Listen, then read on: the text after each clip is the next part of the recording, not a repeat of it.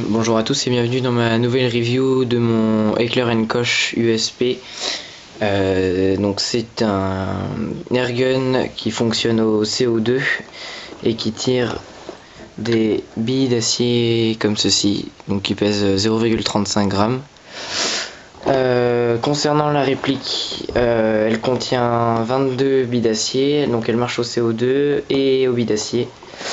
Au niveau du poids, il est assez bien réparti et assez lourd, puisqu'elle pèse à peu près 1 kg, 0,005 il me semble. Oui, c'est ça. Alors donc voici le contenu de la boîte. On a donc le magazine, le chargeur, tout en métal qui pèse bien son poids, qui est très agréable au toucher. On charge la capsule de CO2 ici. Donc à l'aide d'une clé Allen. Donc le calibre qui est bien précisé là-dessus, et donc on met les billes ici et on descend ici donc pour simplement mettre les billes. Il se lock bien dans la poignée, ce qui est agréable, il bouge pas, on ne le sent pas bouger. Et en fait comment ça marche, c'est simplement que la capsule de CO2 qui est contenue à l'intérieur, le chien de l'arme va venir frapper ici, percuter plutôt cette petite partie en métal là, donc il va détendre le gaz à l'intérieur et qui va le projeter donc dans le canon. Donc voilà pour le chargeur. Ensuite donc l'arme en elle-même, je vais y venir après. Un speed loader, je m'en sers pas souvent, c'est pas très utile. Le manuel qui est assez bien fourni, qui est dans toutes les langues et qui bien entendu contient toutes les notions de sécurité ou autres et qui est essentiel et qui doit être lu absolument avant tout usage. J'insiste là-dessus. Et là la clé siphon creux pour charger la capsule de CO2 dans le chargeur. Voilà, les capsules utilisées sont des capsules de CO2 ainsi de 12 grammes qui pèsent 40 grammes et qui contiennent 12 grammes de CO2 liquide à l'intérieur. Voilà pour la boîte. Concernant la réplique, donc c'est une assez bonne réplique donc qui possède un bon poids, qui est comment on dit, licencié par Heckler & Koch. Ici donc c'est peut-être à cause de ça que l'arme est un peu plus chère, mais bon ça va pas influer beaucoup puisque l'arme est à prix assez raisonnable, elle est à 72 € sur Airprotech et sinon en armurerie elle est à peu près 93 €, donc ce qui est très correct. Donc concernant la réplique, la culasse est en métal et assez bien faite, il n'y a pas énormément de jeu, très peu. Ici pour donc tenir la culasse, le retien culasse il n'est pas fonctionnel mais vraiment très réaliste, on dirait vraiment qu'il est inclus. Donc ici la sécurité, donc fire pour feu et safety pour sécurité. Ici le chien, donc non fonctionnel puisque il ne reste pas armé, donc uniquement en simple action. Simplement quand vous tirez, voilà, le chien se baisse et tire. Donc ensuite la détente assez bonne, pas si dur que ça, j'étais très étonné pour un simple action. J'ai vraiment été surpris et agréablement surpris, ouais.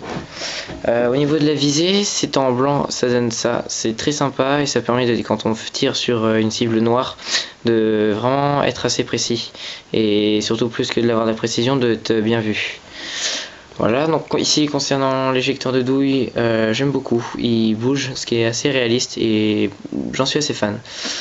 Les marquages donc qui sont ici, on les voit peu, en vrai ils sont pas du tout blancs, ils sont noirs.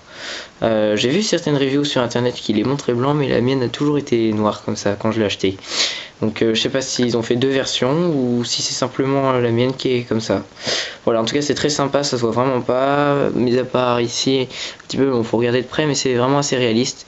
Ce qui gâche un peu la chose, c'est ici le Made in Taiwan. Bon, ça aurait été bien de l'enlever mais on peut pas tout, faut avoir.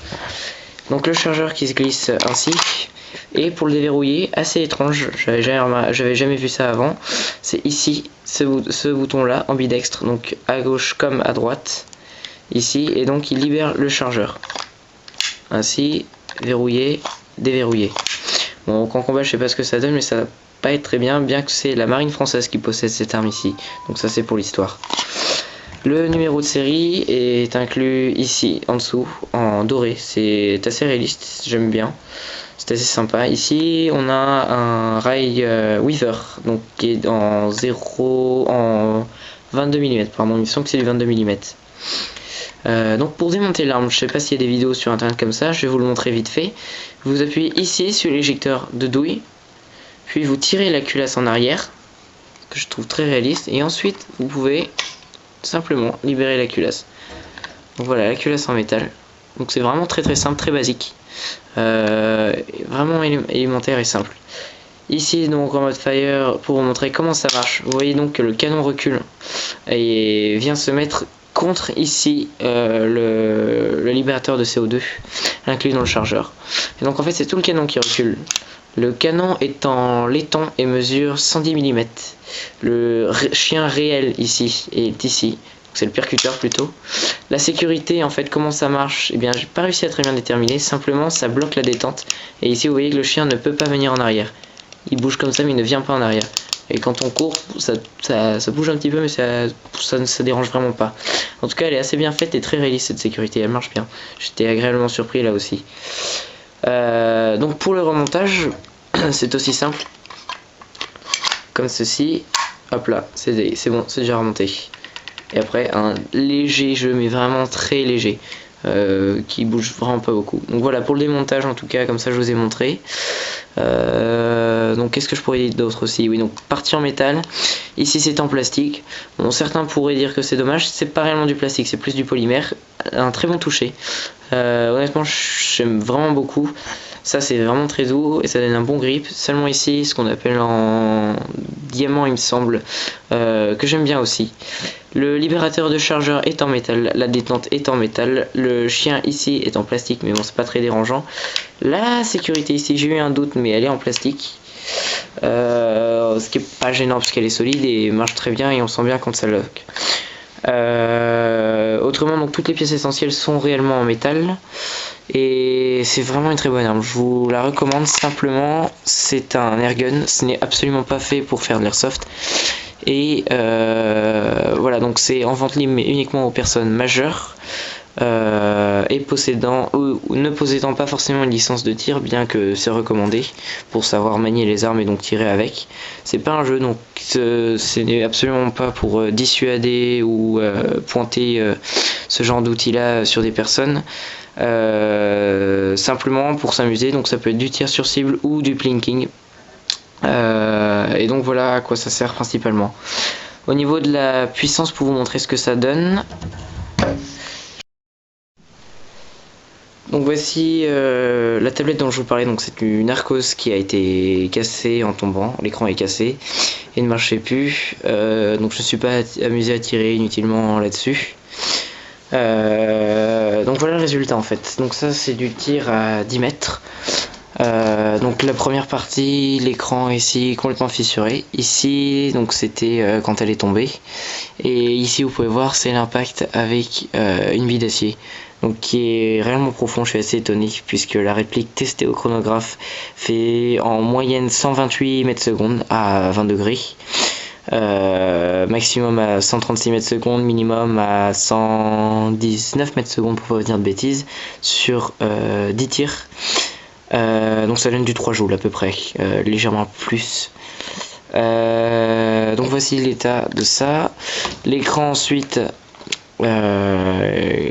qui a bien reçu l'impact. Donc vous voyez ici que ça s'est bien mis dedans. L'énergie cinétique a été assez violente en fait quand elle est rentrée en contact avec la tablette. Et donc l'impact est assez gros et ça a carrément déformé le métal des deux côtés à l'extérieur. Donc ici et ici. Ce qui est vraiment impressionnant quoi. Un plomb n'aurait jamais fait ça puisque le plomb se serait écrasé contre... il aurait peut-être brisé la vitre mais il se serait aussi écrasé là-dessus et il n'aurait pas déformé le métal. Mais ça c'est plus de la physique. Voilà, donc la prochaine vidéo ce sera une autre review mais d'Airsoft. Et ce sera concernant un sniper, un ASG AW308. Et donc aussi la prochaine vidéo ce sera les essais au tir du USP 45. Voilà, bon tir à tous et soyez prudents, c'est pas un jeu. Merci.